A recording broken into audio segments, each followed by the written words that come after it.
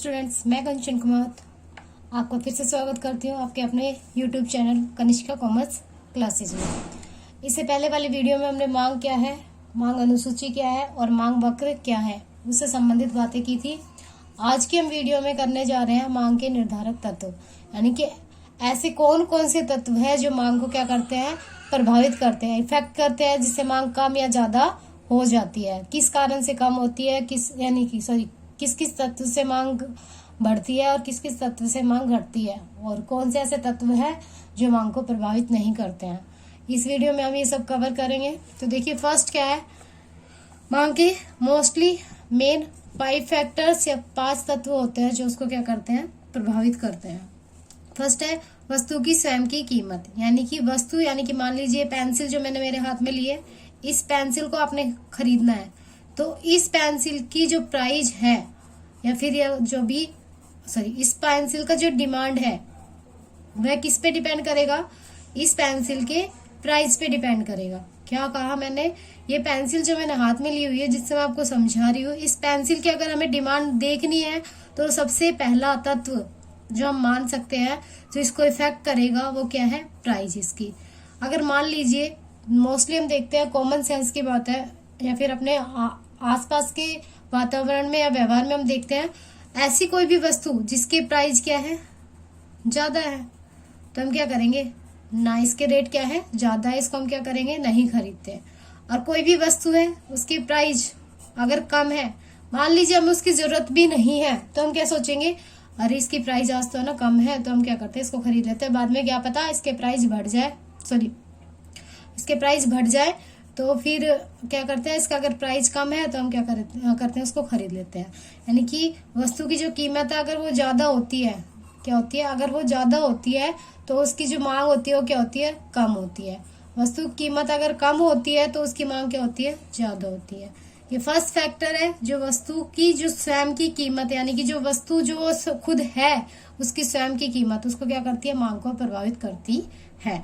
तो सेकंड क्या हो गया, उपभोक्ता की आय।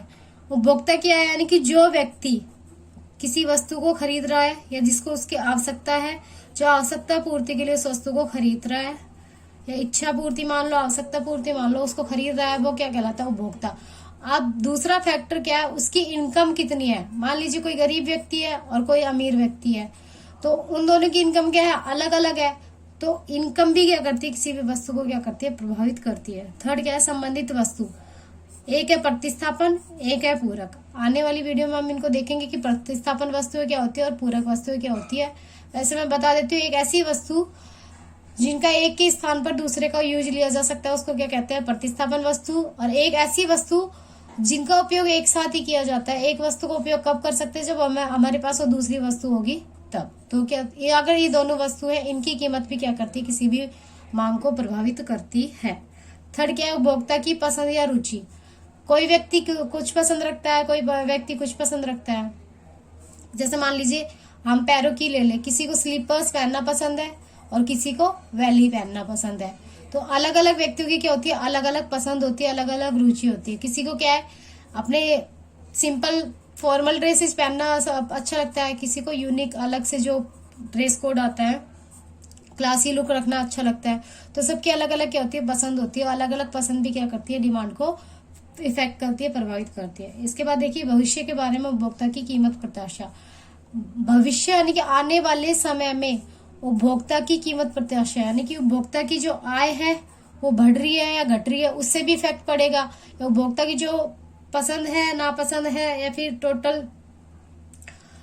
जो डिमांड है उस पर क्या उसका इफेक्ट पड़ रहा है। आने वाले समय में कोई वस्तु उसकी प्राइस बढ़ने की आशंका है तो उसकी जो डिमांड है वो भी उससे इफेक्ट होगी। तो ये सभी 5 फैक्टर क्या है, मांग को क्या करते हैं, प्रभावित करते हैं। चलिए आगे हम एक एक करके इन सभी फैक्टर्स को पढ़ लेते हैं। उससे पहले फॉर्मूला टाइप में मैंने आपको कुछ लिखा हुआ है जो मोस्टली पेपर में पूछ लिया जाता है। इसे आप नोट के रूप में भी लिख सकते हैं। देखिए क्या है, क्या कहते हैं इसको, मांग फलन के नाम से इसे जाना जाता है। पूछा जा सकता है कि मांग फलन का फॉर्मूला लिखिए, सूत्र लिखिए। तो मांग फलन डी, जिसको हम डिनोट करते हैं किससे, डी से, इसको क्या कहेंगे, फैक्टर ऑफ डिमांड, मांग फलन। जब किसी भी चीज का फलन हम डिनोट करते हैं तो फैक्टर के रूप में हम क्या लेते हैं, एफ को यूज में लेते हैं। फैक्टर के लिए हम क्या लेंगे, एफ को यूज में लेंगे। तो F bracket start P N. P N क्या है, देखिए वस्तु की स्वयं की कीमत। पी एन क्या है, उस वस्तु की स्वयं की कीमत, यानी कि जो वस्तु हम खरीदना चाहते हैं उस वस्तु की कीमत क्या है, वो P1, P2, P3। ये अलग अलग वस्तु हो सकती है। मान लीजिए पेन मान लो, या फिर जैसे मैंने अभी पेंसिल को उदाहरण लिया, पेन मान लो, इरेजर मान लो, शार्पनर मान लो, या फिर अदर थिंग्स जो भी उसको क्या करती है, इफेक्ट करती है उस वस्तु की मांग को। तो पी एन क्या हो गई, वस्तु की स्वयं की कीमत। P1, P2, P3 ऐसे अलग अलग जो भी वस्तु है उन सभी वस्तुओं की कीमत। वाई, वाई से क्या होता है, उपभोक्ता की आय, यानी कि लेवल ऑफ इनकम, उपभोक्ता की आय कितनी है वो। टी, टी से क्या हो गई, उपभोक्ता का टेस्ट यानी कि पसंद। ई से क्या हो गया, एक्सपेक्टेड फ्यूचर प्राइस, यानी कि भविष्य में जो कोई भी वस्तु या फिर उपभोक्ता की जो कीमत प्रत्याशा है वो चेंज होने की जो भी चीज आशंका है या फिर जो भी उसकी कीमत प्रत्याशा है वो किससे डिनोट करता है, ई। तो हम कह सकते हैं मांग फलन क्या होता है, F bracket P N, P1, P2, P3 and P अन्य जो भी लास्ट तक जो भी आपकी वस्तु है वो। Y से इनकम, T से टेस्ट और E से एक्सपेक्टेड फ्यूचर प्राइस या फिर इनकम जो भी आप मान सकते हैं। ये मोस्टली पेपर में बार बार पूछा जाता है तो इसको आप ज्यादा ध्यान देना। आगे देखिए, फर्स्ट से वापस से हम क्या करते हैं, 1 बाय 1 को क्या करते हैं, अच्छे से रीड कर लेते हैं। फर्स्ट दे रखा है वस्तु की स्वयं की कीमत, यानी कि वो वस्तु है जो उसकी कीमत क्या है, अन्य बातें स्थिर रहने पर। बाकी जो फैक्टर हमने पढ़े हैं, उपभोक्ता की आय है, अन्य वस्तु है, उपभोक्ता की पसंद या रुचि है, या फिर भविष्य के बारे में सोचना जो है, उन सभी तत्वों को छोड़कर वस्तु की कीमत और उसकी मांगी जाने वाली मात्रा, यानी कि जो वस्तु का प्राइस है और उसकी जो डिमांड है। डिमांड कौन सी, क्वांटिटी डिमांड।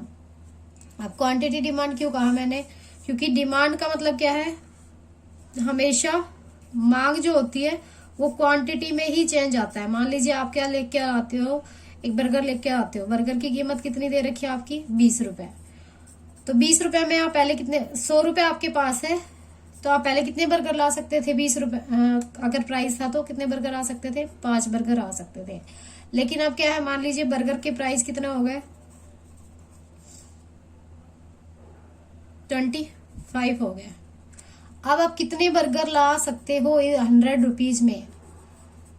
जब आपके पास 100 रुपीज थे तब प्राइस बर्गर का 20 था तो आप कितने बर्गर ला सकते थे, 5। लेकिन अब 100 रुपीज आपके पास, लेकिन बर्गर का प्राइस क्या हो गया है, बढ़ गया है, तो आप कितने बर्गर ला सकते हो, आप 4। तो हमेशा प्राइस का रिलेशन किससे माना जाता है, क्वांटिटी डिमांड से माना जाता है। यानी कि जब भी आपके प्राइस अप और डाउन होंगे तो किसको इफेक्ट करेंगे, वो डिमांड की जो क्वांटिटी है उसको। जैसे मान लीजिए पहले क्वांटिटी कितनी आ रही थी, 5, लेकिन अब कितने आ रहे हैं, 4। तो हमेशा जो प्राइस है और जो डिमांड है यानी कि क्वांटिटी डिमांड है, उनमें कौन सा रिलेशन पाया जाता है, रिवर्स रिलेशनशिप पाया जाता है। यानी कि जब कीमत आपकी बढ़ जाती है तो उसकी मांग क्या हो जाती है, घट जाती है, और जब कीमत आपकी घट जाती है तो उसकी मांग क्या हो जाती है, बढ़ जाती है। आगे देखिए, उपभोक्ता की आय। जब उपभोक्ता की आय बढ़ती है यानी कि आय क्या हो रही है, इंक्रीज हो रही है, तो सामान्य रूप से वस्तु की मांग भी क्या होती है, बढ़ जाती है। यानी कि मान लीजिए पहले आपके पास किसी चीज को खरीदने के लिए पैसे नहीं थे, लेकिन अब आपके पास पैसे आ गए हैं, आपकी इनकम बढ़ गई है, तो उस वस्तु को आप क्या करोगे, खरीदना शुरू कर दोगे, तो वस्तु की मांग भी क्या हो जाएगी, बढ़ जाएगी। और जब आय घटती है यानी कि जब आपकी इनकम कम हो गई तो वस्तु की मांग भी घट जाती है। जैसे मान लीजिए आप लॉकडाउन के टाइम में मोस्टली जो है बिजनेस है या फिर कोई भी व्यक्ति है, उनकी इनकम का सोर्सेज क्या है, कम हो चुका है। कम होने की वजह से वो वस्तुएं जिनको उनको नॉर्मल रूप से कम जरूरत है, यानी कि जिनकी आवश्यकता को टाल सकते हैं, उनकी इनकम कम होने की वजह से वो क्या करते हैं, उन वस्तुओं की डिमांड को क्या कर देते हैं, कम कर देते हैं। तो क्या है, उपभोक्ता की आय क्या होगी, अगर घटेगी तो वस्तु की मांग भी क्या हो जाएगी, घट जाएगी। अगर हम देखिए, अब रिलेशन पूछना चाहे, पेपर में मोस्टली पूछ लिया जाता है कि उपभोक्ता की आय और वस्तु की मांग, उन दोनों के बीच में कौन सा संबंध पाया जाता है, धनात्मक। और जब पूछे वस्तु की स्वयं की कीमत और वस्तु की मांग, इन दोनों में कौन सा संबंध पाया जाता है, तो कौन सा संबंध पाया जाता है, विपरीत संबंध पाया जाता है। लेकिन सबसे इंपॉर्टेंट चीज जो आपकी एग्जाम टाइम में मोस्टली पूछ ली जाती है, जिसे हम कहते हैं एक्सेप्शन, क्या कहते हैं, एक्सेप्शन कहते हैं, वो आपसे पूछ लिया जाता है। तो वो एक्सेप्शन क्या है, वो अपवाद क्या है, घटिया वस्तुएं। तो घटिया वस्तुएं जो होती है उनका कुछ अपोजिट रिलेशन पाया जाता है। यानी कि मोस्टली तो क्या होता है, जो वस्तु है आपकी सामान्य वस्तु, आप क्या करते हो, इनकम बढ़ती है तो आप उनकी मांग को क्या कर देते हो, बढ़ा देते हो। लेकिन इन वस्तुओं के साथ में क्या है, उल्टा रिलेशन पाया जाता है। कैसे उल्टा रिलेशन? घटिया वस्तु की मांग आय के बढ़ने के साथ साथ कुछ समय तक तो बढ़ता है, क्योंकि पता नहीं आगे इनकम बढ़े या ना बढ़े, तो कुछ समय तक तो बढ़ता है। लेकिन एक टाइम पीरियड के बाद आय के बढ़ने के साथ साथ क्या होता है, घटिया वस्तुओं की जो मांग है वो घटती चली जाती है। यानी कि इन वस्तुओं की मांग क्या होती है, कम होती चली जाती है। जैसे बाजरा है, ज्वार है, मक्का, ये मोस्टली आपसे पूछ लिया जाता है एग्जाम में कि घटिया वस्तु क्या है। तो घटिया वस्तु क्या है, ऐसी वस्तुएं जो आय के बढ़ने के साथ साथ उनकी मांग क्या हो जाती है, कम होने लगती है। वे वस्तु क्या कहलाती है, घटिया वस्तुएं कहलाती है। देखिए एक बार हम देख लेते हैं क्या होती है घटिया वस्तुएं। घटिया वस्तु को हम दो तरीके से समझ सकते हैं। एक तो समझ सकते हैं उपभोक्ता की आय के द्वारा, और एक वस्तु की कीमत के द्वारा। दो फैक्टर को हम बेस रखकर आप घटिया वस्तु की को एक्सप्लेन कर सकते हैं। एक तो क्या हो गया इनकम, दूसरा क्या फैक्टर क्या हो गया आपका प्राइस।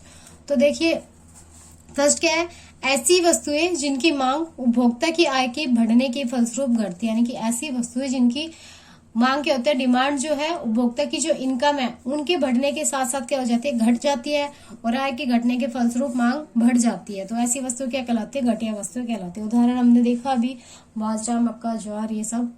आगे दूसरा अगर देखें तो ऐसी वस्तुएं जिनकी मांग कीमत बढ़ने के साथ साथ बढ़ती है। यानी कि ऐसी वस्तु जिनकी मांग क्या हो, कीमत बढ़ रही है, तो उनकी मांग जो है बढ़ रही है, और कीमत घटने के साथ साथ बढ़ती है। तो ऐसी वस्तु घटिया वस्तु कहलाती है। जैसे मान लीजिए कोई घटिया वस्तु है आपके सामने और उसके प्राइस क्या है, कम है। यानी कि कोई भी वस्तु मान लीजिए उसके प्राइस क्या है, कम है, तो आप क्या सोचोगे, शायद इसकी क्वालिटी क्या है, लो है। आप क्या सोचोगे, इसकी क्वालिटी लो है, तो आप उसकी डिमांड को क्या कर दोगे, कम कर दोगे। लेकिन जैसे ही उसके थोड़े थोड़े प्राइस इंक्रीज होना शुरू होते हैं, तो आपके माइंड में क्या साइकोलॉजी बन जाती है, इसकी क्वालिटी क्या हो गई, थोड़ी सी अप हो गई है, तो उसकी डिमांड को आप क्या कर देते हो, थोड़ा थोड़ा क्या कर देते हो, बढ़ा देते हो, ज्यादा कर देते हो।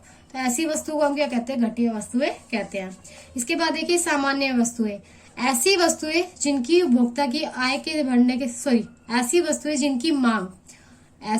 जिनकी मांग उपभोक्ता की आय के बढ़ने के साथ बढ़ती है, सामान्य वस्तुएं कहलाती है। यानी कि अगर उपभोक्ता की आय बढ़ रही है तो उसकी मांग क्या होती है, बढ़ती है। अगर घट रही है तो उनकी मांग क्या होती है, घट रही है। वो तो क्या हो गई, सामान्य वस्तुएं। और अगर ऐसी वस्तुएं जिनकी मांग उपभोक्ता की आय के बढ़ने के साथ तो घटती है और घटने के साथ में बढ़ती है, वो कौन सी हो गई, घटिया वस्तुएं। तो मोस्टली एग्जाम टाइम में आपसे क्या पूछ लिया जाता है, घटिया वस्तुएं और सामान्य वस्तुओं में अंतर लिखिए। तो एक अंतर तो क्या हो गया, ऐसी वस्तु जिनकी मांग उपभोक्ता की आय बढ़ने के साथ बढ़ती है तो हो गई सामान्य वस्तु, और ऐसी वस्तु जिनकी मांग उपभोक्ता की आय बढ़ने के साथ साथ घटती है, वो कौन सी हो गई, घटिया वस्तु। दूसरा क्या हो गया, सामान्य वस्तु के एग्जाम्पल क्या हो गए, चावल, कपड़े वगैरह ये। और दूसरा क्या हो गया कि घटिया वस्तु के उदाहरण हो गए बाजरा, मक्का, ज्वार, है ना। और इसके बाद नेक्स्ट हो सकता है रिलेशन के बारे में। रिलेशन कैसा पाया जाता है, उपभोक्ता की आय बढ़ रही है तो सामान्य वस्तु की में भी क्या, उनकी मांग भी क्या हो रही है, बढ़ रही है, तो इनके पास कौन सा रिलेशन पाया जाता है, पॉजिटिव रिलेशन पाया जाता है, यानी कि धनात्मक रिलेशन पाया जाता है। लेकिन घटिया वस्तु है उसमें क्या पाया जाता है, नेगेटिव रिलेशन पाया जाता है। किसके साथ में, उपभोक्ता की आय के साथ में। अगर कीमत से तुलना करें तो कीमत के बढ़ने के साथ क्या है, ये बढ़ती है, तो कीमत के साथ में जो घटिया वस्तु है उनका क्या हो गया, उल्टा रिलेशन पाया जाता है, यानी कि पॉजिटिव रिलेशन पाया जाता है। तो ये आज की वीडियो में इतना ही। आगे के जो फैक्टर है वो हम कंटिन्यू करेंगे अगली वीडियो में। और ऐसी ही अच्छी अच्छी वीडियो पाने के लिए चैनल को और वीडियो को ज्यादा से ज्यादा शेयर कीजिए और सब्सक्राइब कीजिए। मैं आपके लिए ऐसी अच्छी अच्छी और वीडियो लेकर आती रहूंगी। तब तक के लिए घर रहिए, स्वस्थ रहिए। Thank you.